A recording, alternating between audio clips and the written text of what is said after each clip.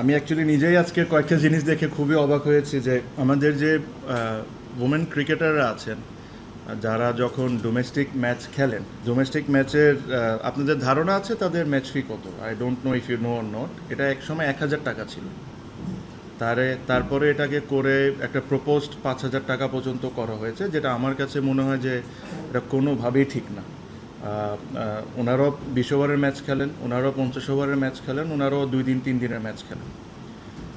টাকা এখনও যে জিনিসটা আজকে আমরা অ্যাপ্রুভ করেছি এটাও আমি বলবো না যে খুব ভালো, but it is much better because সব কিছু ইনক্রিজ করার একটা লিমিটেশনস আছে। সে এখন থেকে তারা T20 ম্যাচের জন্য যেটা এখন পাবেন হলো 10,000 টাকা করে, ওয়ান ডে ম্যাচের জন্য তারা পাবেন 15,000 টাকা করে, লঙ্গার ভার্সন 2 ডে 3 ডে 4 ডে এটার জন্য ওনারা পাবেন 20,000 টাকা করে, যেটা আগে হয়তো বা 8,000 বা এরকম কোনো কিছু একটা ছিল।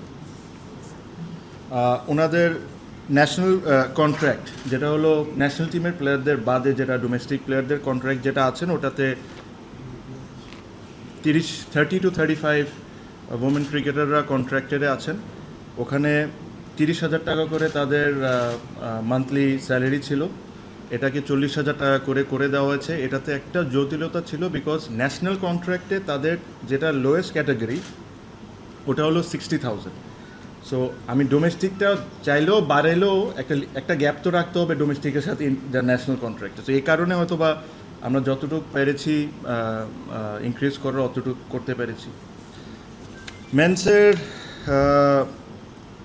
মেন্স ক্রিকেটারদের বিষয়ে আপনি জানেন যে লাস্ট 3-4 বছর ধরে অলমোস্ট, যদি ভুল না হয়ে থাকি আমি, কোনো ইনক্রিমেন্ট হয়নি।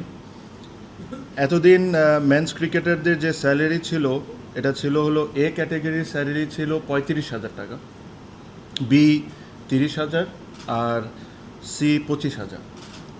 এগেইন আমার কাছে মনে হয় ইটস হাইলি আন্ডারপেইড। এত কষ্ট করে তারা সবাই ক্রিকেট খেলে, ক্রিকেটের কারণেই আজকে আমাদের এই ক্রিকেট বোর্ড, এই ক্রিকেট সব কিছু। মিনিমাম রেসপেক্ট বা যে কষ্টটা করে তাদেরকে মিনিমাম জিনিসটা আমাদের করে দেওয়া উচিত। তো আমরা যেটা আজকে প্রুভ করেছি, A category from now they will receive 65,000, B category they will receive 50,000, C category will receive 40,000 per month. This is a salary.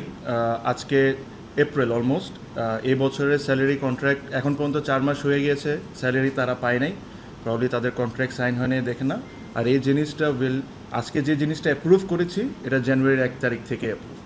So জানুয়ারির 1 তারিখ থেকে যখনই তারা বেতন পাবে এই হিসাবে তারা বেতন পাবে, প্লাস তাদের ম্যাচ ফিস যেটা 70,000 টাকা ছিল তাদেরকে এটা 1 লাখ টাকা করে দেওয়া হয়েছে আজকের থেকে।